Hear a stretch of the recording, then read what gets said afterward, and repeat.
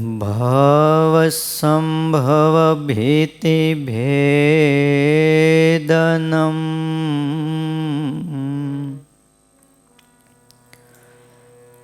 સુખ સંપત કરુણા નિકેતનમ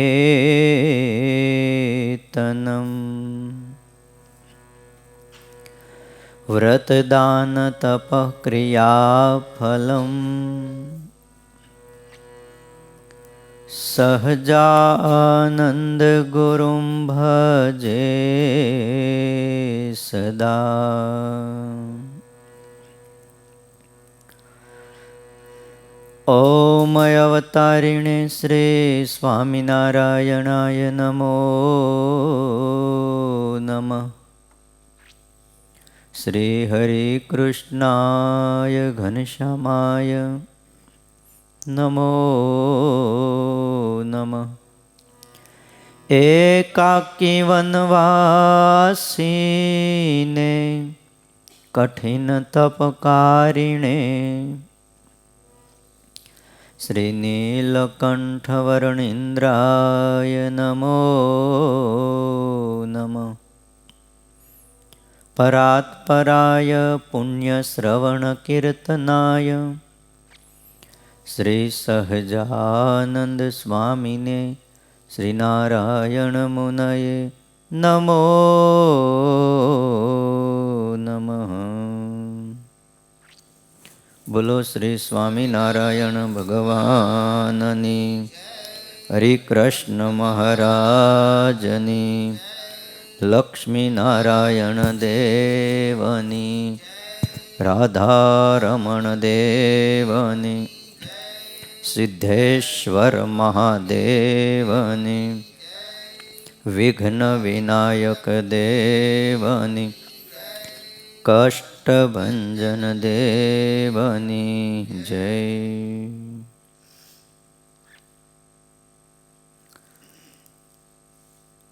વાલા ભક્તજનો, સર્વાધાર સર્વોપાસ્ય ઇષ્ટદેવ ભગવાન શ્રી સ્વામિનારાયણ, વાત્સલ્યમૂર્તિ પૂજ્યપાદ ગુરુજી, આપ સૌ વહાલા ભક્તજનો,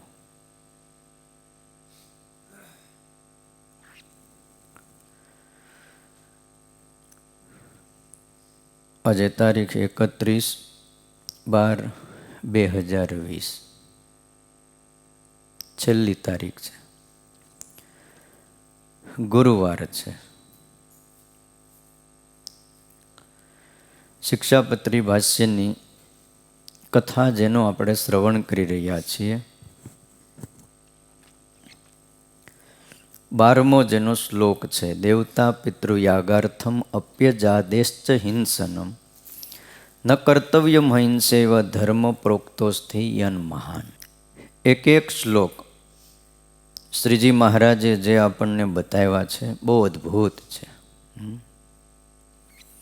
યજ્ઞને નિમિત્ત બનાવીને પણ અમારા આશ્રિતોએ કોઈ હિંસા ન કરવી. સ્વામિનારાયણ ભગવાને ભુજમાં જગજીવન મહેતાને એવું કીધું કે જગજીવન, આ બકરા શું કામ બાંધ્યા છે? અરે મહારાજ, એને તો યજ્ઞમાં હોમવાના છે. શ્રી હરિએ ત્યારે એમને હિંસા ન કરવાની બહુ ભલામણ કરી. તો કે મેં તમને એટલે નથી બોલાવ્યા, તમને મહાપુરુષ જાણીને બોલાવ્યા છે. તો કે અમે યજ્ઞમાં આવ્યા છીએ ને અમારી નજરે જો આ બકરાનો વધ થાય તો એ અમને જરાય ગમતું નથી. અને આખીર જગજીવન મહેતા ભુજનો દિવાન હતો અને સ્વામિનારાયણ ભગવાનની સાથે એને વેર બંધાણો, ના પાડીને વેર બંધાણો. બહુ દ્વેષ પછી તો રાખ્યો, પણ એને ભલામણ કરીને આખીર એમ કહેવાય છે પોતાના પાપે કરીને જ ભર બજારમાં રાજાના કુંવરની હારે કંઈક માથાકૂટ થઈને સૈન્યને છૂટું મૂક્યું, કપાઈ મર્યા. ત્યાં માથાકૂટ કરાય રાજકુંવર હારે? પણ આ બુદ્ધિ કોણે હોજાડી? મોટા પુરુષનું જ્યારે અપમાન કર્યું, માયના નહીં, ત્યારે આ દશા થઈ છે. પરમાત્માએ પણ ના પાડી છે. શ્રીમદ ભાગવતના અધ્યાય 51માં 10મ સ્કંધમાં ભગવાન કૃષ્ણએ મુચકુંદ રાજાને એવું કીધું કે રાજા, સ્વધર્મમાં રહેલા એવા તમે એમ કીધું ને, મારી મુક્તિ કરો, મારું કલ્યાણ કરો. ત્યારે ભગવાન શ્રી કૃષ્ણ નારાયણે મુચકુંદ રાજાને કીધું કે રાજા, તમે મૃગયા દ્વારા પ્રાણીનો વધ કર્યો છે. હવે તમે મારા આશ્રિત થયા, પણ જેથી આશ્રિત નહોતા ત્યારે તમારાથી બહુ ભારે કર્મ થઈ ગયા છે. એટલે સાવધાનપણે તમે તપ કરો અને પાપને દૂર કરો. એટલે ભગવાનને પણ અહિંસા પસંદ છે.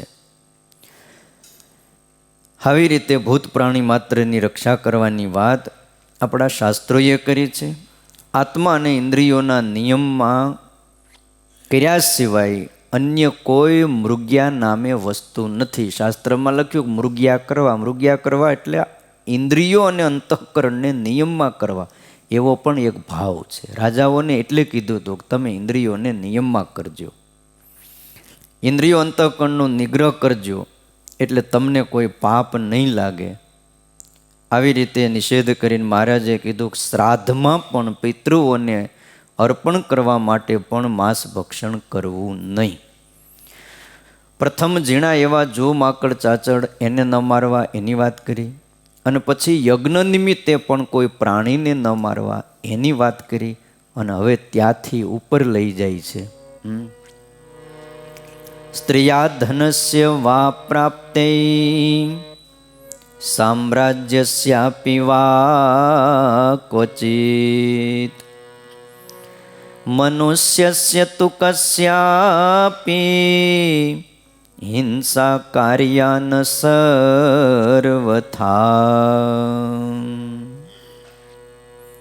હવે સ્વામિનારાયણ ભગવાન એમ બતાવે છે, કોઈ પ્રકારે ક્યારેય પણ કોઈ પણ મનુષ્યનો વધ કરવો નહીં. ઝીણા એવા જો માકડથી લઈ ગયા, અને ક્યાં સુધી લઈ ગયા? મનુષ્ય સુધી. મનુષ્યનો વધ થાય એમાં 3 કારણ બતાવ્યા છે: સ્ત્રિયા, ધનસ્ય, રાજ્યસ્ય. સ્ત્રીની પ્રાપ્તિ માટે, ધનની પ્રાપ્તિ માટે અને રાજની પ્રાપ્તિ માટે ક્યારેય પણ કોઈ મનુષ્યને ન મારવો. રાજ જાતું હોય તો ભલે જાતું, પણ રાજ મેળવવા માટે કાવા દાવા કરીને કોઈક આડો આવતો હોય ને ઉડાડી દેવો, આવું અમારા આશ્રિતોએ ન કરવું. શતાનંદ સ્વામી આ શ્લોકની વ્યાખ્યા કરતા સમજાવે છે કે આ મનુષ્યનું શરીર સર્વ પુરુષાર્થની પ્રાપ્તિ કરાવનારું છે. માટે આ મનુષ્ય શરીરથી જો વધ કરવામાં આવે તો એનો સર્વ પુરુષાર્થનો વધ કર્યો કહેવાય. ધર્મ, અર્થ, કામ અને મોક્ષ 4 પુરુષાર્થ છે, અને માણસને મારી નાખો એટલે એના મોક્ષરૂપ પુરુષાર્થનો આપણે વધ કર્યો કહેવાય. શાસ્ત્રની અંદર હિંસાના 3 નિમિત્ત બતાવ્યા છે. જેમ કીધું એમ સ્ત્રી, ધન અને રાજ્ય, આ 3 હિંસાના નિમિત્ત છે. મનુષ્યનો વધ કરીએ ને એના બદલામાં જો સ્ત્રીની પ્રાપ્તિ થતી હોય, ધન મળતું હોય કે ચક્રવર્તી રાજ મળતું હોય, શ્રીજી મહારાજ એમ કહે છે કે એ જતું કરવું, પણ વધ ન કરવો. અને બીજી એક વાત એવી લખી છે કે મનુષ્યનો વધ કરનારને ફરીને મનુષ્યનો જન્મ મળતો નથી. નૃત્વમ નરક ભોગાંતે નૃહંતુર ન પુનર્ભવેત. મનુષ્યને મારનારો નરકમાં જાય, અને નરકમાં ગયા પછી એને ફરી વાર ક્યારેય પણ મનુષ્યનો જન્મ ભગવાન આપતા નથી. એ લિસ્ટમાંથી કાઢી જ નાખે, ચોકડી જ મારી દે. કયો લાલ લીટો મારી દીધો, કામ પૂરું થઈ ગયું, ફેલ થઈ ગયું. એટલા માટે શાસ્ત્રોમાં ના પાડી છે, ફરીવાર મનુષ્ય જન્મની પ્રાપ્તિ ન થાય, પશુ અને પક્ષીની યોનિને પામે 1000 વાર. માટે કોઈ પણ સ્વાર્થ માટે મનુષ્યનો વધ કરવો નહીં, એમ શ્રીજી મહારાજ આપણને આજ્ઞા આપે છે. આપણે ત્યાં એમ કહેવાય છે કે જર જમીનને જોરું 3 કજિયાના છોરું. જ્યાં પણ કંકાસ કજિયો થાય છે એના મૂળની અંદર જો તમે ઊંડા ઉતરો ને તો આ 3 સિવાય કાંઈ હોતું નથી. કાં તો જર હોય, કાં જમીન હોય ને કાં જોરું હોય. આ ત્રણ તો સમજો ને. એ આ કીધું એ જ ધન, સ્ત્રી અને જમીન કયો કે રાજ્ય કયો. સત્તા, સંપત્તિ અને સુંદરી આ ત્રણ મહા અનિષ્ટ કરાવે છે. કામ, લોભ અને યશની પ્રસિદ્ધિ માટે યુદ્ધો થાય છે. સ્ત્રીને મેળવવામાં કામ હોય અને ધન માટે લોભ હોય છે અને રાજ માટે યશ હોય છે. મારે કંઈક મેળવીને કંઈક દેખાડવું છે દુનિયામાં. અન્ય પ્રાણીની હિંસા કરતાં માનવની હિંસા કરવી એ અત્યંત અનર્થરૂપ છે. કારણ કે માનવ શરીરની ઉત્પત્તિ એમાં મોક્ષ છે ને એ મુખ્ય છે. અને ઐતરીય ઉપનિષદમાં એમ કીધું, અગ્નિ આદિ દેવતાઓને રહેવા માટે જગત સ્રષ્ટા એ બ્રહ્માએ દેવોને ગાયનું શરીર બતાવ્યું. દેવતાઓને કીધું કે તમે ગાયના શરીરમાં નિવાસ કરો. ત્યારે દેવોએ કહ્યું કે આ અમારા માટે પર્યાપ્ત નથી, અમે રહેશું પણ આટલું પૂરતું નથી. આ ઉપનિષદની અંદર કથા લખી. ત્યારે વિશ્વ સ્રષ્ટાએ અશ્વનું શરીર બનાવ્યું. આ જ્યારે સૃષ્ટિ થતી હતી ને ત્યારે એ શરીર લાવીને બતાવ્યું અને કીધું લ્યો આમાં નિવાસ કરો. તો કે આ હજી અમારા માટે પૂરતું નથી, અમે કદાચ એમાં રહીએ પણ એનાથી અમારું કામ સરે એમ નથી. ત્યાર પછી એમ કહેવાય છે કે માનવનું શરીર લાવીને બતાવ્યું ત્યારે અગ્નિ આદિક દેવોએ કીધું કે અમારે રહેવા માટે માનવ શરીર ઘણું સારું છે. એક એક ઇન્દ્રિયોના એક એક દેવતા છે. કે આ શરીર બરાબર છે, અમે એમનું કામ કરશું તો એ યજ્ઞાદિક દ્વારા અમારું પણ કામ કરશે. એટલે આ શરીર યોગ્ય છે. મનુષ્યમાં કોઈ પણ હીન જાતિનો હોય, નીચ વર્ણવાળો હોય, ચાંડાળ હોય કે ચોર હોય, છતાંય મનુષ્ય માત્રની હિંસા કરવીને એ અત્યંત અનર્થ છે. રાજા દંડ આપે, ફાંસીએ ચડાવે એ વાત જુદી છે. ખ્યાલ આવ્યો? ઝેરમાં પૂરે એ વાત આખી જુદી છે. એ રાજાની વાત છે. બાકી કોઈ પણ જ્ઞાતિનો હોય, અહીં લખ્યું છે કશ્યાપી કોઈની પણ હિંસા ન કરવી. મનુષ્યનો વધ સ્વેચ્છાથી કે અન્યની પ્રેરણાથી પણ ન કરવો, બધી રીતે અનર્થ છે. એટલે સર્વથા લખ્યું, કોઈ પણ પ્રકારે નહીં. ભાઈ મારે તો નહોતો મારવો પણ ઓલાએ કીધું, મને પ્રેરણા કરી, એમ પણ નહીં. મનુષ્યનો વધ એ ક્રૂર કામ છે. અત્યંત કંજૂસ લોભની પ્રવૃત્તિ થતી હોય. એથી કહે છે કે સ્ત્રી, ધન અને સામ્રાજ્યની પ્રાપ્તિ માટે પણ હિંસા ન કરવી. એમાં અતિશય કામ વિષયી માણસ છે ને એ સ્ત્રીને માટે વધ કરે છે. કંજૂસ ચોર લોકો ધનને માટે કરે છે. આ અને બંનેના લોભી હોય ને એ સામ્રાજ્યની સત્તા માટે મનુષ્યને કીડાની જેમ ક્ષણવારમાં મારી નાખે છે. ઇતિહાસો એના જ ભરેલા છે. આ ત્રણ માટે ઝઘડા થયા હતા.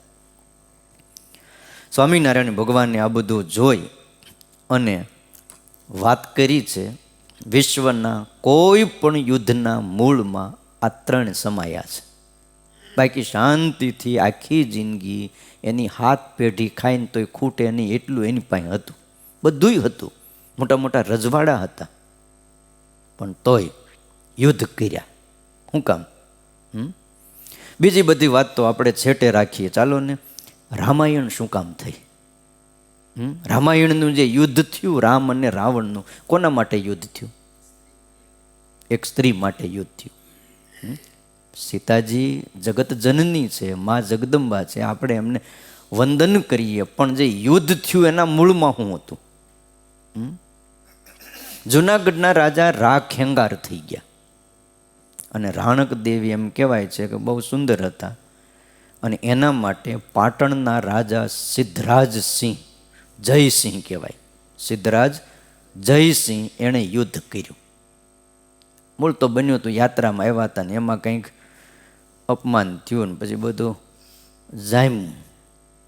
પણ મૂળમાં પછી રાણક દેવી આવ્યા તે યુદ્ધ થયું તે 1-2 વર્ષે ન સમ્યું. ઇતિહાસ વાંચજો, 12 વર્ષ સુધી યુદ્ધ થયું અને 12 વર્ષે રા ખેંગાર હાર્યું. રાણક દેવી સતી થઈ, સિદ્ધરાજને વશ ન થઈ. પોતે એમ કહેતી કે હું પતિવ્રતા નારી છું, ભલે તમે જીત્યા પણ હું તમને તો ન જ વરું. અને કહેવાય છે કે વઢવાણ જઈ પોતાના શરીરમાં અગ્નિ ચાપી પ્રગટાવી અને સતી થઈ ગઈ. જેના માટે સિદ્ધરાજ જયસિંહે યુદ્ધ કર્યું, 12 વર્ષ પસાર કર્યા, પણ એ તો આખીર બળી ગઈ. મહાભારતનું યુદ્ધ શેના માટે થયું? સત્તા માટે થયું કે અમારે રાજ જોઈશ. પ્રથમ અને દ્વિતીય આપણે અહીંયા વિશ્વ યુદ્ધ થયું, ત્યાર પછી નથી થયા, કાંઈ સાંભળતું નથી. કદાચ હવે થાય તો, પણ હવે બહુ શક્યતા ઓછી, પણ પછી કદાચ કાંઈ નક્કી ન રહે. આ મહામારી આવી છે, બધા ભેગા થઈને શું કરે એ નક્કી નહીં. પણ 2 જે વિશ્વ યુદ્ધ થયા એ સત્તાની એમાં સાઠ મારી હતી. સત્તા માટે જ આ યુદ્ધો થયા અને લાખોની એમાં કતલ થઈ ગઈ, મરાણા બિચારા. લૌકિક પદાર્થો નાશવંત છે અને દુઃખરૂપ છે, આ 2. આટલા યુદ્ધો કરીને માણસ સંપત્તિ મેળવે છે, પણ એનાથી પાછું સુખ નથી થતું. એ એક જોવાનું આપણે. જે પદાર્થ મેળવે છે એ પદાર્થ નાશવંત છે, દુઃખરૂપ છે, અને મેળવા પછી એને એમ હોય કે હું સુખી થઈ જાઉં, એ સુખી થતો નથી. તો શું કામ કરતા હશે કયો? જગતની અંદર સાસુ સસરા હોય, દહેજના કારણે દીકરીઓને સળગાવી નાખતા હશે. તમે વિચાર કરો એનું શું થતું હોય? કોના માટે? મનુષ્યની હત્યા કરવાની ના પડી, મનુષ્યમાં બધાય આવી જાય, દીકરોય આવી જાય અને દીકરી પણ આવે. મનુષ્ય શરીર એટલે બધા માટે આવી ગયું. અને એક દહેજના માટે થઈને તમે જોવો છો કે દીકરીઓને સળગાવી નાખે છે અને પછી બહાર એવું પાડે છે કે દીકરી હળગી ગઈ. ચિત્કારીઓ પાડીને મરતા હશે. સગો દીકરો થઈ અને બાપને ખાવા નહીં દેતો હોય અને વૃદ્ધાશ્રમમાં લાકડીઓ મારીને મોકલી દેતો હોય, એ બિચારા દુઃખી કેટલા થતા હશે. તમે વિચાર કરો અંતકાળે શું થાય? મૂર્તિમાન પીડાઓ આવીને હામી ઊભી રહી જાય. પૈસાને માટે એક પાર્ટનર બીજા પાર્ટનરને એવો ડૂબાડી દે. અહીંયા ખાલી એવું નથી કે માણાને તમે ચપ્પુ મારી દો ને ગોળી મારી દો એટલે જ માર્યો કહેવાય. ઘણા એવું જ સમજે. 2 પાર્ટનર છે, ધંધો હારે કરે છે ને એમાંથી લાખો કમાણા હોય, પણ એકાદાની દાનદ બગડે, ઓલા પાર્ટનરને ખબર ન પડે ને એવો ડૂબાડી દે. ઓલો બિચારો ન ઘરનો રે ન ઘાટનો રે, શું કરે? આખો પરિવાર એવો સાંભળો જ તમે ઘણી વાર આત્મહત્યા કરીને મરી જાય. ઘણા એવા સારા બિલ્ડરો, આ હમણાં કાળ આવ્યો તે ગળા ફાંસો નથી ખાઈ લીધો. મોટી હસ્તીઓ હતી, એના બાંધકામ, એના ફ્લેટો, એના એપાર્ટમેન્ટો તમે જુઓ, તમને એમ થાય કે ના માણાએ દિલ દઈને સમાજને આપ્યું, પણ એની પરિસ્થિતિ એવી આવે ક્યારેક અંદરના દગો દે, પોતે સાચો માણા હોય, દવા પી જાય, તાપીમાં પડે, કાં ગળા ફાંસો ખાઈ જાય. અરે આજે તમે આ સમાજમાં જુઓ, વ્યાજ લેનારા, જેને વ્યાજ ખોરો કહેવાય છે, ઇન્ટરેસ્ટ હોય પણ બધું માપમાં હોય છે. આમ તેમ કરીને બહુ લૂંટતા હોય, મારી નાખતા હોય, હત્યા કરી નાખે છે. આ ફાઇનાન્સના ધંધા કરતા હોય છે. તમે એની સાંભળો ને તો તમને એમ થઈ જાય કે ઓહો, આપણને એમ થાય કે આ કેમ કઢાવે, પણ એ ગમે એમ કઢાવે. તમારે 1% હોય, નીતિના હોય, ન્યાયના હોય, એ ન આપે, ઓલો 10% કઢાઈ આવે. બોલ.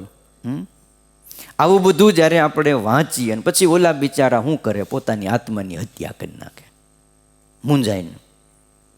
ત્યારે આપણને એમ થાય કે ઓહો, કોકની બિચારાની વહાલી દીકરી હોય એનું પણ અપહરણ કરી જાય. આ એના માટે થાય છે, પૈસા માટે, સત્તા માટે, સંપત્તિ માટે થાય છે. કુકર્મ આચરે એની હારે અને પછી એને મારી નાખે. તમે વિચાર કરો એ દીકરીનું શું થતું હશે. આટલું જ નહીં, એને મા બાપ હોય, ભાઈ હોય, એને યાદ આવે કે ન આવે? એટલે લખ્યું સ્ત્રીયા ધનુષ્ય વા પ્રાપ્તે સામ્રાજ્યસ્યાપી વા ક્વચિત. મનુષ્યની હિંસા કરવી નહીં, મનુષ્યનો વધ કરવો નહીં. આજે તમે જુઓ ઘણા દીકરા અને દીકરીઓ ગુમ થઈ જાય છે, આ સમાજમાં દેખાય છે. અને પછી એને વેશ્યાવાડામાં ભરતી કરી દેવામાં આવે. અને એમ કહેવાય છે કે જ્યાંથી કોઈ દિવસ છૂટી ન કે એવા દેશમાં એવી જગ્યાએ એને મૂકી દે કાંઈ ખબર જ ન પડે. શું થતું હોય? જો એને ઘર હોય, એને મા બાપ હોય, પરિવાર હોય. તમે એમ ન માનતા કે એ બધા વનના ઋષિ છે એટલે વનમાં વિયા ગયા એટલે એને કાંઈ નહીં સાંભળતું હોય. એને બધું સાંભળતું હોય. કયો પણ કરે હું? કયો માટે વાલા ભક્તજનો, કોઈને પણ આવી મુશ્કેલીમાં નાખવાનું એ પણ વધ બરોબર છે. અને આ રાક્ષસો કરતાં પણ વધારે હેઠા ઉતરી ગયા કહેવાય માનવો. અને એનો જ્યારે અંતકાળ આવે ને આવું કરનારાનો, ત્યાં એને બધું સામે દેખાય છે. ગણી ન શકાય એટલા પાપ થતા હોય. જો ધર્મનું, વ્રતનું, ઈશ્વરનું, અવતારનું, કોઈ શાસ્ત્રનું, ભજનનું ખંડન કરતા હોય તો એને બધું સામું આવીને ઊભું રહે. અત્યારે ભલન ખંડન કરતા હોય. એક માંસ ખાવાની રુચિમાંથી કેવી કેવી હિંસાઓ માણસો કરે છે. એક દીકરો જ જોઈતો હોય, તમે જુઓ તો જેટલી દીકરી આવે એને ગર્ભાશયમાં જ કાપી નાખે. શેના માટે? એક દીકરો જોઈશ બસ. તો જેટલી દીકરીઓ આવે. અને થોડા વર્ષો પહેલાં ઓલું હમારા ક્યાં કસૂર એમ કરીને એક પિક્ચર ડૉક્ટરો એવું બહાર પાડ્યું હતું, નાનું એવું, કે અમારો શું વાંક છે.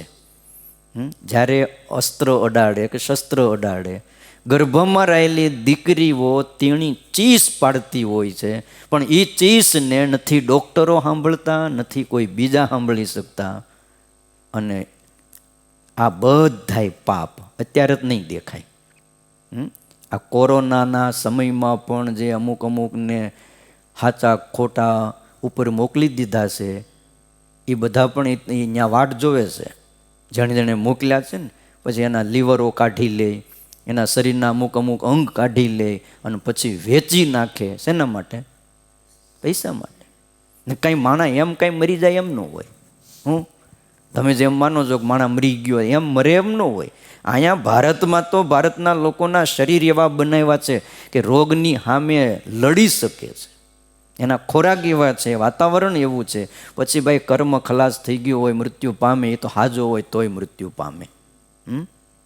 અત્યારે જુઓ છો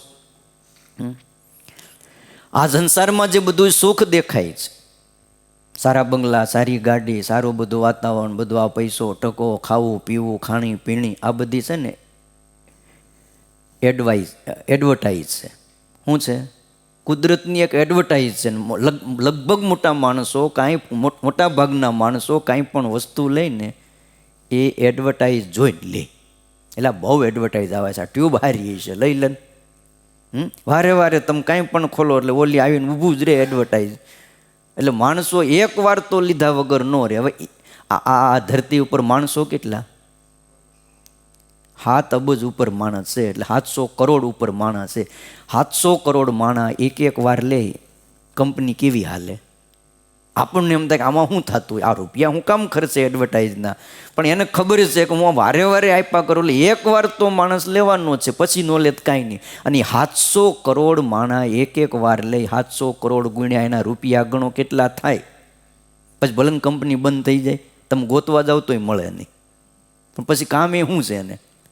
નહીં એક વસ્તુ 50 રૂપિયાની હોય અને 700 કરોડ માણસ લે, ક્યાં જાય રૂપિયો? ક્યાં જાય? ગણો જાય. પણ આપણને એનો હિસાબ નથી, એને બધી ગણિત હોય. ખ્યાલ આવ્યો?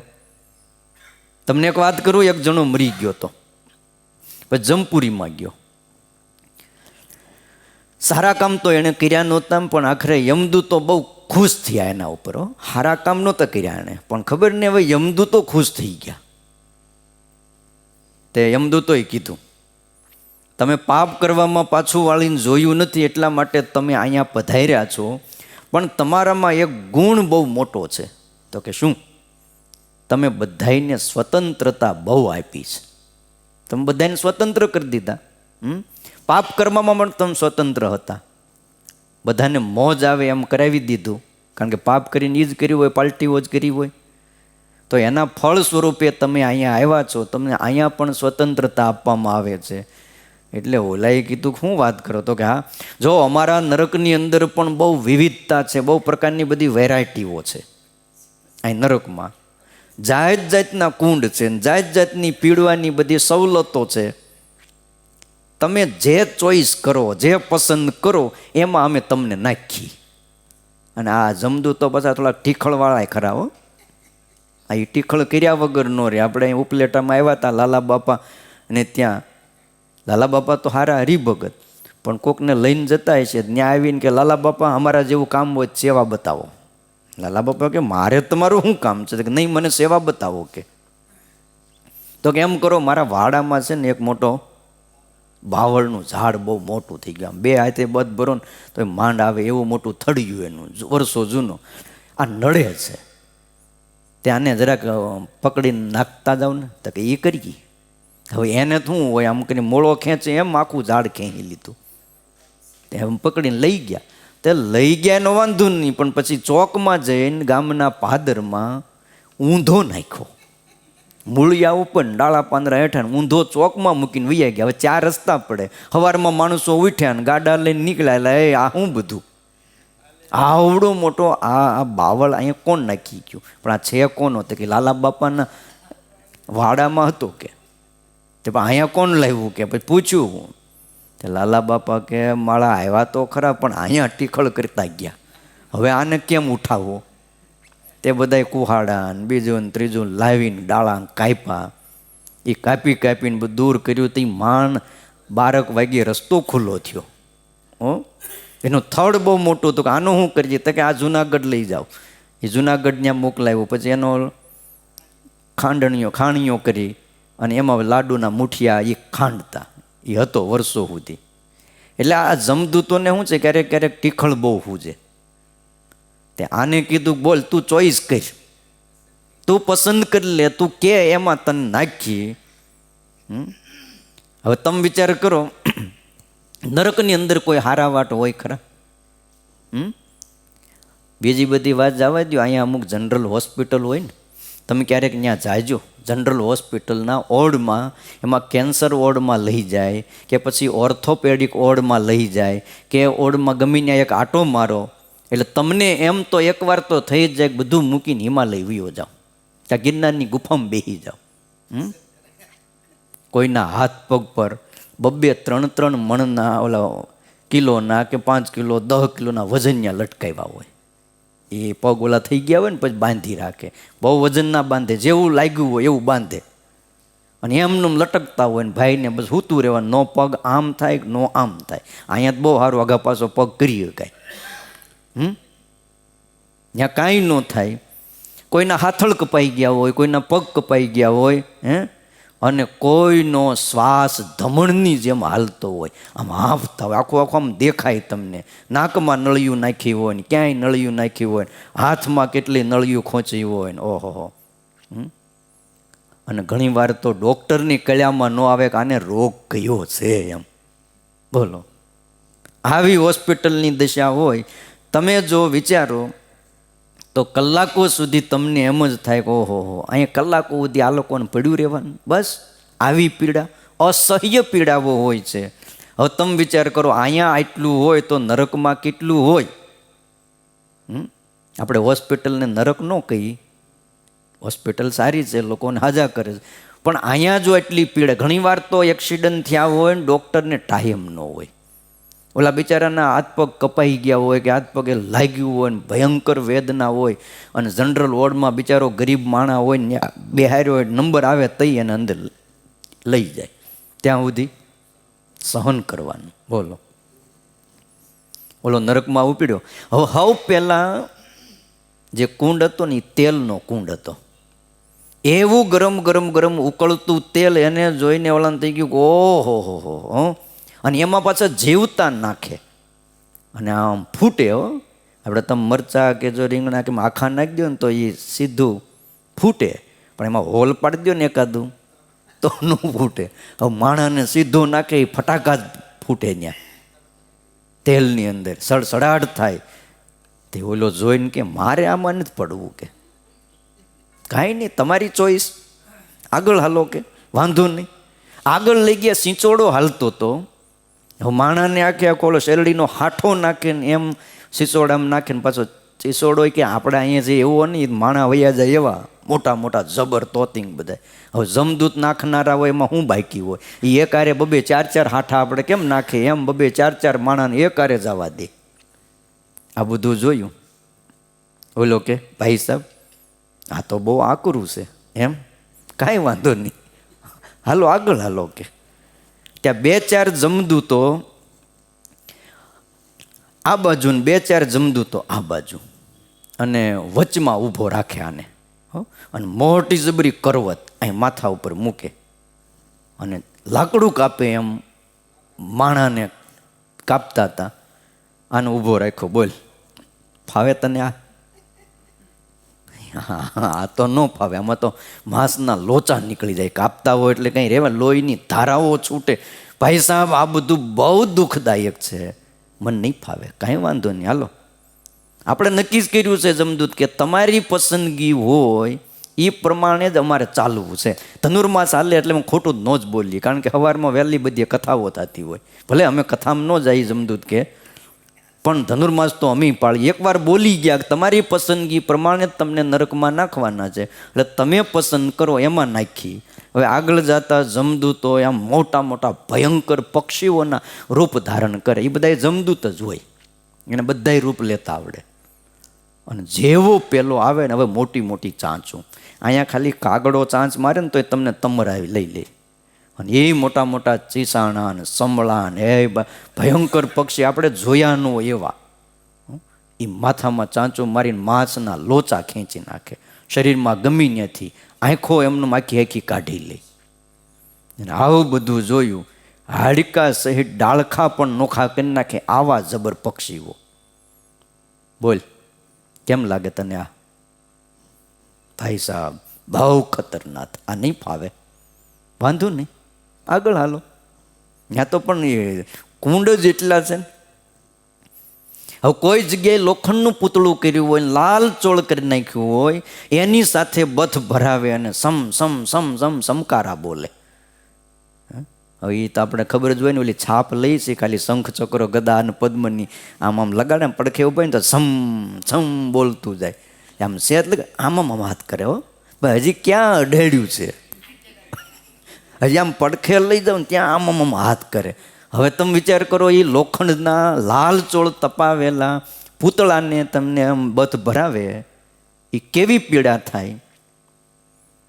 તો કે આ તો મારાથી જોવાતું જ નથી. કે કાંઈ વાંધો નહીં, આગળ હાલો, બીજું શું કરીએ.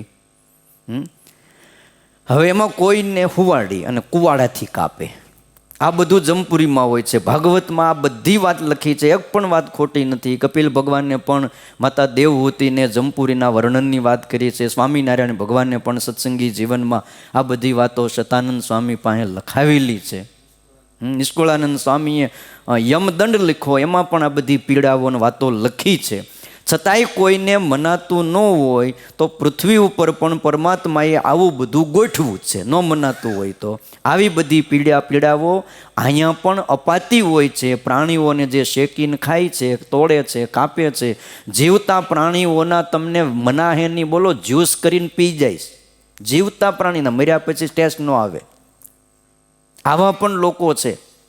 આ તો હમણાં ચાઇનાની વાતો અહીંયા આવતી બંધ થઈ ગઈ, બાકી કૂતરાય નથી મૂકતા, સર્પે નથી મૂકતા, એના જ્યુસ પીવે છે. તો તાજું આ બધું શું છે કયો તમે? આપણે એમ તો એક જમપુરી નથી. હવે તમે વિચાર કરો, આ બધું છે હું? જમપુરી જ્યાં છે ત્યાં શાસ્ત્રમાં લખી છે દક્ષિણ દિશામાં છે, પણ અહીંયા તમે એ જુઓ, કૂતરાને કાપતા હોય, સર્પને કાપતા હોય, ને કોઈ પ્રાણીઓને, માછલાઓને, તો આપણે ખાલી આપણા દેશમાં માછલા, બાકી કોઈ નથી મૂકતા. જીવ પ્રાણી કોઈ પણ ભાળવો જોઈએ. તમારે કાચે કાચું ખાઈ જાય, બોલો ઉંદરડા ખાઈ જાય ને પછી હું બાકી મૂકે કયો. હવે આપણે ક્યાંક ઉંદરડું હાલ્યું હોય ને તો વિચાર કરીએ હવે આ ખવાય કે ન ખવાય. તારે પછી હવે આ બધી પીડાઓ છે એ જમપુરી છે, ટુકડા કરીને તળી નાખે.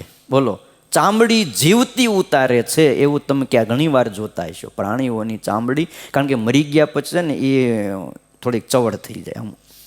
એ જે મુલાયમ રહેવી જોઈએ ન રહે, અને મુલાયમ જે પટ્ટાઓ બને, અમુક અમુક સાધનો જે બને છે, પર્સ છે ને પાકીટો ને બીજું ને ત્રીજું ઘણું બને છે, એ જીવતા પ્રાણીની ચામડી ઉતારે એમાંથી જ એ બને છે.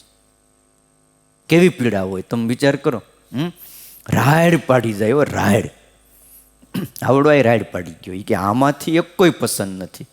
જમદૂત કે એમ નહીં હાલે ભાઈ, મોડું થાય છે. હવે પસંદ તો કરવું જ પડે, ગમે એ કરો તમારે, એક તો ગમે એ પસંદ કરવું પડે. હવે આગળ જતાં જતાં એક જગ્યાએ બહુ બધો વિષ્ટાન, મળ ને મૂત્ર ને એનો મોટો ખાડો હતો, એ ભરેલો. હવે એ ખાડાની અંદર કેડ હમાયા માણસો બધા ઊભેલા. આને જોયું એટલે આ બધા શું કરે, પાછા કેડ હમાયા ઊભા ઊભા કોઈ પાછા છે ને બીડિયું પીતા હતા, કોઈ સિગારેટ પીવે, અને કોઈ આમ ઊભા માવો ચોળે. ઊભા છે, અંદર બધું મળ મૂત્ર ને માંસ ને વિષ્ટાન આ બધું એની વાત જવાય એવું ગંધાય. પણ કેડ હમાયા હતા એટલે બહુ વાંધો નહોતો. અને કોઈ સોડા પીવે ને કોઈ થમ્સઅપ પીવે ને બધું પીતા હોય ને ત્યાં તો પછી કોકા કોલા ખાતા હોય ને કોઈ પાછું અહીંયા આપણી વેફર છે એ ખાતા હોય, જેને જેવી. કોઈ સિંગદાણા ખાતા હતા, કોઈ ખેતલા આપણને ચા પીતા હતા. એટલે આપણે અહીંયા ક્યાંથી તો અહીંયા મળી ગઈ. ઓલો જોઈને વિચાર કરે તો હું રંગોલી ચોકડી હતો ત્યાં હતી ખેતલા આપણને, તો કે અહીંયા હતા આવી ગઈ. હવે એ ચા પીતા હતા. કોઈ દાબેલી ને કોઈ બેઠેલી ને કોઈ પીઝા ને કોઈ વિઝા ને આવા બધા. અને કોઈ કોઈ આમ બધું નાચગાન સામે હાલતું હોય, એમાં અડધા કપડાં પહેર્યા હોય ને આવા બધા નાચગાન કરનારા એને ઊભા ઊભા જોતા હતા. અને કોઈ કોઈ તો ઘર ઘરની કહાની જોતા, ન્યાય હાલતી હતી. એટલે અહીંયા જામે એવું શું. હવે આ બધું જોવામાં જોઈને ઓલાને થઈ ગયું કે આ પસંદ કર્યા જેવું ખરું, બીજું કરીએ કે ન કરીએ પણ આ પસંદ કરી લઈએ. કે આમાં આપણને વાંધોય શું છે, આમે આપણે આવું બધું કર્યું જ હોય ને. કે અને આમે તમે જો કોઈ પણ માણસને ઝાડા પેશાબ થઈ ગયા હોય તો આખું શરીર બધું ભરાઈ જાય ને તેમાં આમાં કેળમાં એમાં ઊભું રહેવામાં વાંધો હું. પણ ઓલું કાપી નાખે ને તળી નાખે ને માથામાં ચાંચું મારે એના કરતાં ભલે થોડુંક ગંધાય પણ આ સારું. કે કાંઈ વાંધો નહીં. તો કે આ મને ફાવશે, કે આમાં ટેસડો આવશે. કે તો કાંઈ વાંધો નહીં, તમે આમાં પડો. એને એમાં ઉતાર્યો અંદર, અને જેવો ઉતાર્યો ને બેલ પડ્યો. બેલ પડ્યો ને મોટો અવાજ થયો, હાલો બધા ઊંધા માથે થઈ જાવ, શીર્ષાસન કરો. કે હવે તમે વિચાર કરો, નીચેથી બધું હલવા માંડે કે ન હલવા માંડે. ઓલો કે તમે છેતર્યા, મને છેતર્યા છે, આ બધું ચીટિંગ કર્યું છે. તો ઓલા કે એ બોલતો ની ચીટિંગ નથી, આ અમારી આગળ જે હતી ને એડવર્ટાઇઝ હતી, અને એડવર્ટાઇઝ ન આપી ને તો આમાં કોઈ આવે નહીં, ફસાય નહીં. કે અમે એવું રાખ્યું ત્યાં ધરતી ઉપર કેમ બધું એડવર્ટાઇઝ આપીને લોકોને માણસના ગળામાં ગાળીઓ પહેરાવી દે, એમ અમે અહીંયા એવું ગોઠવું છે. કે જો હવે તમે વિચાર કરો, આ પૃથ્વી ઉપર આ બધું એવું નથી. કોઈ નાચમાં, કોઈ ગાનમાં, કોઈ ફિલ્મમાં, કોઈ ખાણીપીણીમાં આવી બધી એડવર્ટાઇઝો થાય એટલે ફસાઈ જાય. ફસાય કે નહીં? તમે વિચાર કરો, થિયેટરમાં જેટલા લોકો બેહે છે એટલા કોઈ ભજન કીર્તન કથામાં બેહે છે? ખાણીપીણીમાં જેટલી ટ્રાફિક થતી હોય છે બહાર, એટલી કંઈ ભગવાનના પ્રસાદ લેવામાં થાય? ન થાય. આ બધું માણસને વિચારવું જોઈએ. મોજ આવે છે પણ આ બધા કર્મ એને ભોગવવા પડે છે, કોઈ છોડતા નથી. માટે વિચાર કરવો. સિકંદર જેવો સિકંદર રાજા આ ધરા ઉપર થયો, એમ કહેવાય છે કે યુદ્ધ કરતાં કરતાં એ ભારત આવેલો ને ચક્રવર્તી રાજા એને થવું હતું. અને મરતી વખતે એમ કહેવાય છે કે ઉદાસ હતો, કંઈ સાથે આવતું નથી. જો વૈદ હતા, હકીમો હતા, પણ એના મૃત્યુને કોઈ રોકી શક્યા નથી. પણ એણે જે સત્તા માટે થઈને માણસોને માર્યા ને, એ પાપ સામે આવીને ઊભું રહી ગયું. આ ધરતી ઉપર જે આવે છે ને, એમાં કોઈને ધૂળ થઈ જવાનું છે, માટી થઈ જવાનું, કોઈને બળી જવાનું છે, પણ અહીંયા કાયમ કોઈ રહેતું નથી. એટલે કોઈ સંતે એવું કીધું,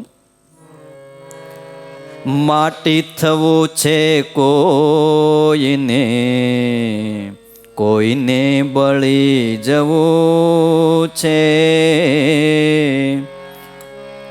કાયમ નથી અહીં કોઈ, પાછા ફરી જવું છે, માટી થવું છે કોઈને, કોઈને બળી જવું છે. કોઈને માટી થવાનું છે અને કોઈને બળી જવાનું છે. કાયમ અહીંયા કોઈ નથી. સત્તા માટે, સંપત્તિ માટે અને સ્ત્રી માટે કોઈ પણ મનુષ્યની હિંસા ન કરવી, વધ ન કરવો. પીધા વિનાની જામને આખર ઢળી જવું છે, માગ્યું મળે છે ત્યારે સહુને મજા પડે છે, માથે પડે છે જ્યારે સહુને મજા નડે છે, અહીંનું રળેલું સૌએ અહીંયા મૂકી જવું છે. જે કંઈ મજા હોય ને એ જેથી માથે પડે ને ત્યારે બહુ નડે છે. બધું રળેલું ગમે એટલું રળ્યા હોય બધું અહીંયા જ મૂકીને વયું જવાનું છે. બોલો. અને જો લઈ જતા હોય ને તો ત્યાં વાહે રૂપિયા વધે, નોટ ગોતવી પડે. આ ગઈ ક્યાં બધી 2000ની? આ નથી લઈ જવાતું તોય જડતી નથી. હા, રૂપિયા જો ફરતા થાય તો હમણાં ધંધા બધા મંડે હારા હાલવા, પણ અમુક પેક કરીને બેસી ગયા છે.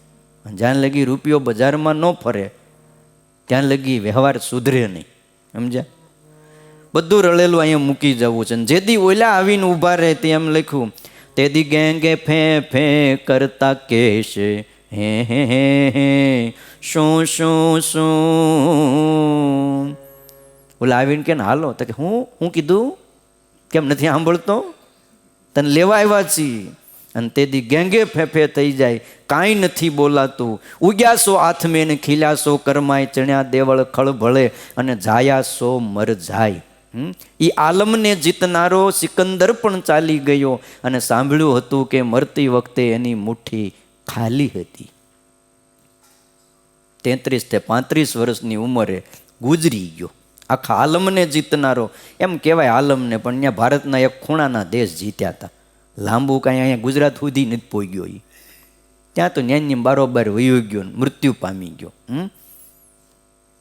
પણ મુઠ્ઠી એની ખાલી હતી.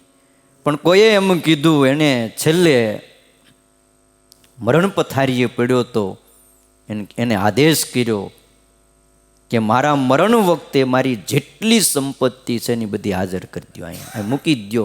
હવે મોટી મોટી પેટીઓ ચાંદીની, હોનાની, મોતીની, હીરાન, માણેકની ભરેલી આમ ગોઠવી દીધી. અને કીધું મારું બધું સાઈન પણ અહીંયા હાજર કરી દો, ઊભું રાખી દો મેદાનમાં.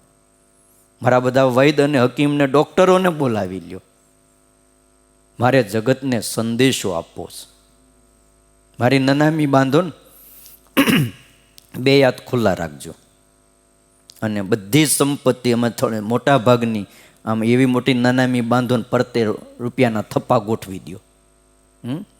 અને મારી નનામી મારા વૈદને કેજો ઉપાડે, હકીમોને કેજો મારી નનામી ઉપાડે. મારે લોકોને સંદેશ દેવો છે કે મારી જિંદગીમાં મેં કરવાનું હતું ને એ કામ કર્યું નહીં, અને આખીર અહીંયા પહોંચી ગયો.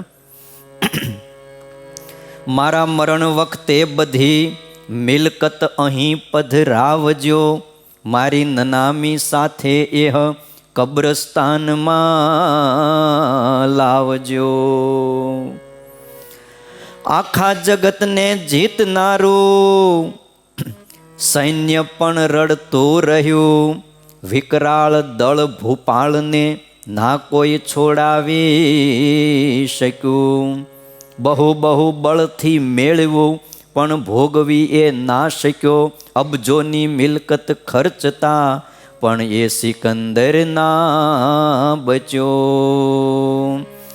હે મારા વૈદો અને હકીમોને અહીં બોલાવજો. મારી નનામી એ વૈદોને ખંભે ઉપડાવજો. આ એનું છેલ્લું ફરમાન હતું કે એ જ વૈદોના ખંભે મારી નનામી ઉપાડજો. મારું મરણ થતા બધું તૈયાર લશ્કર લાવજો. પાછળ રહે મૃતદેહ આગળ સર્વને દોડાવજો. જે દર્દીઓના દર્દને દફનાવનારું કોણ છે? દોરી તૂટે આયુષ્યની ત્યાં સાંધનારું કોણ છે? ખાલી હથેળી રાખતા જીવો જગતમાં આવતા ને ખાલી હાથે જગતમાં સૌ તજી ચાલ્યા જતા. ભગવાને નિયમ એવો કર્યો છે કે જેવી રીતે આવો ને એવી રીતે જવાનું. તમે કારખાનામાં નથી જતા? ત્યાં જાઓ આમ તમે પછી નીકળો ત્યારે તપાસ કરીને બધું. આમ તો ડ્રેસે ન્યાનો પહેરાવી દે. બોલો, ખાલી હાથે આવ્યા છો ને ખાલી હાથે જવાનું છે. યૌવન ફના જીવન ફના જર જમીનને જોરું ફના. પરિણામ પરલોકમાં મળશે, પરલોકમાં પરિણામ મળશે. પુણ્યના અને પાપના આ બધા જ પરિણામો પરલોકની અંદર મળે છે, પાપ અને પુણ્યના. સ્વામિનારાયણ ભગવાન આપણને કહે છે, મારા આશ્રિત કહીને કહે છે કે સ્ત્રી માટે, સત્તા માટે અને સંપત્તિ માટે કોઈ પણ મનુષ્યનો વધ ન કરતા.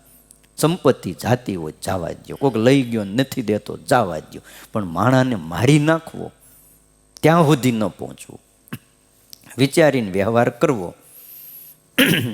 એમ કહેવાય છે કે નેપોલિયન થઈ ગયો એક બહુ શક્તિશાળી માણસ. આખી પૃથ્વીના બધા દેશોને એ ધ્રુજાવતો હતો.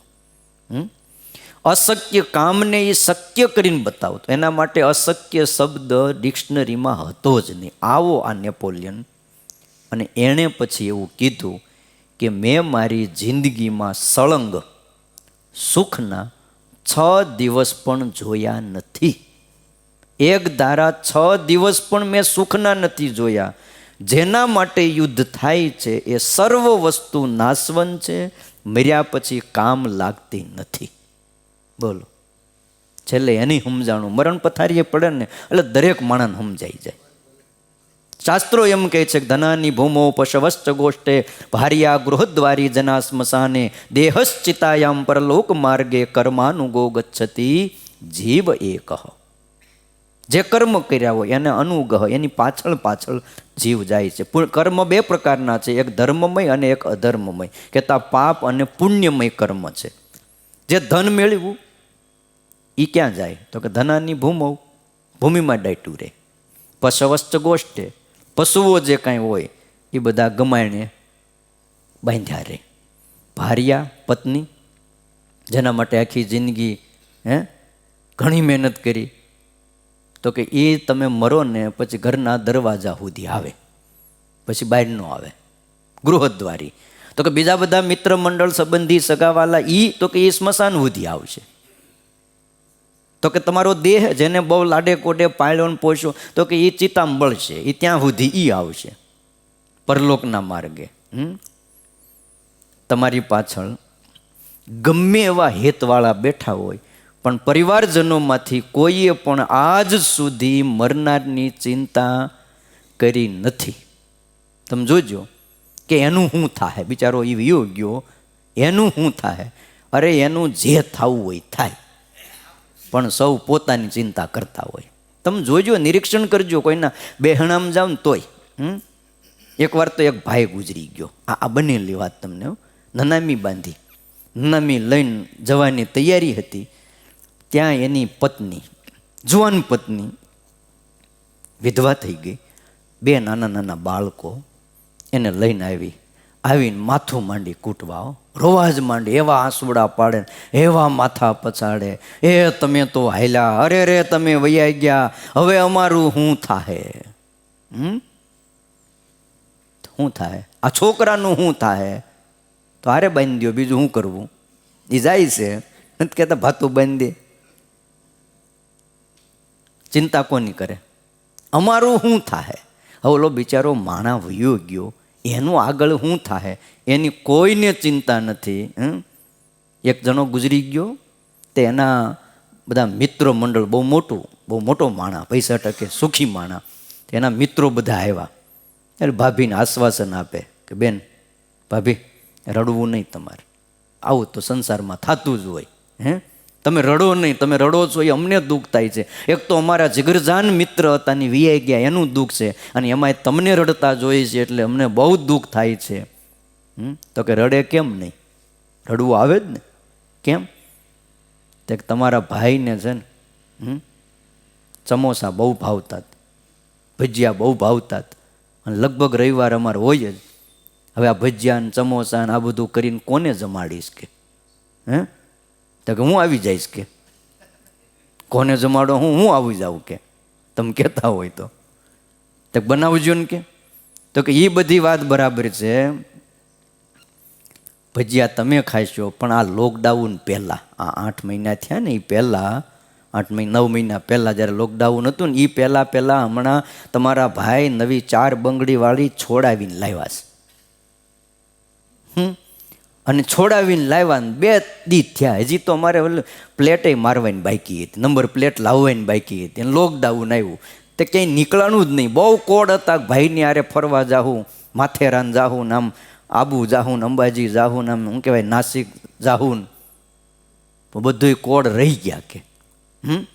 એ 4 બંગડીવાળી ગાડી લાવ્યા છે, એ ફેરવશે કોણ? ત્યાં એક જણો બોલ્યો, હું ફેરવીશ ને, તમે તારે હું કેમ ચિંતા કરો છો કે એ બધી વાત બરાબર, પણ એ 4 બંગડીવાળી ગાડીના હજી હપ્તા બાકી છે, એ કોણ ભરશે? તે ઓલા 2 જણા હતા ને ત્રીજાને ઠોહો માર્યો કે. એટલે હવે તું તો બોલ, અમે 2 જણા જ બોલ્યા, કોઈ હપ્તા ભરે? અને કેવા હપ્તા આવે મને કયો છે? હવે 2 વ્હીલના હપ્તા કંઈ સહન ન થાય ને, હવે આ 4 બંગડીવાળી ગાડીના હપ્તા, અને એ લોકડાઉન પહેલાંનો એ કેટલા હપ્તા ચડી ગયા, થોડાક 6 હપ્તા માફ કર્યા બેંકવાળાએ, બસ કંઈ આ બધા હપ્તા થોડા માફ કરી દે.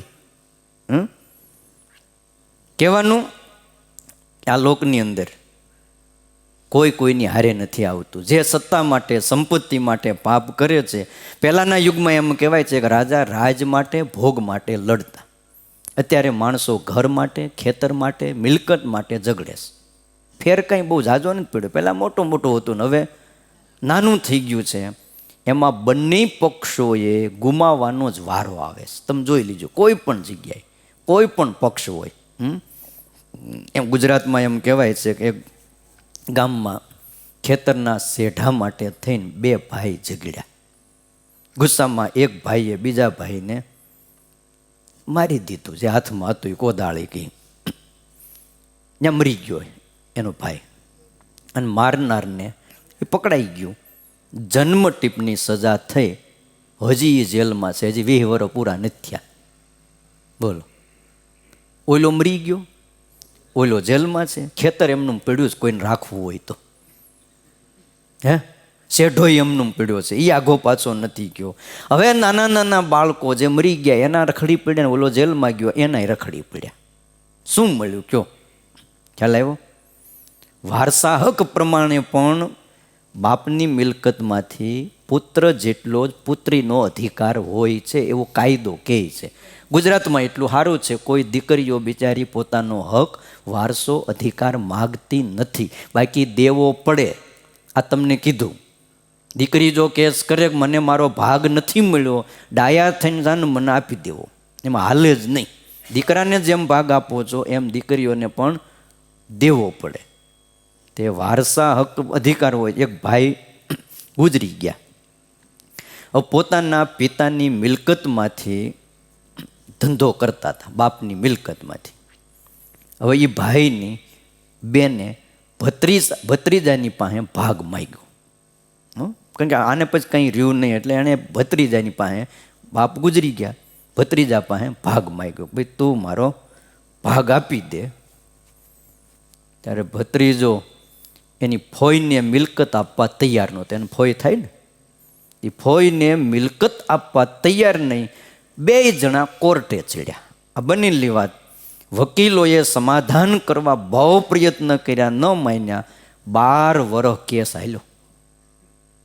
અને આ લાંબો જ હાકે હો, ખબર નહીં એને જજને વકીલોને કેવી આવડત છે. એ ટૂંકમાં જ પતાવે જ નહીં. કોઈનો કેસ એક વારના ધક્કે પત્યો હોય મને બતાવો. ભત્રીજાનું વેર વાળવાની ભાવનામાં કોર્ટની દોડાદોડીમાં 10 વર્ષ ફોઈના વહી ગયા.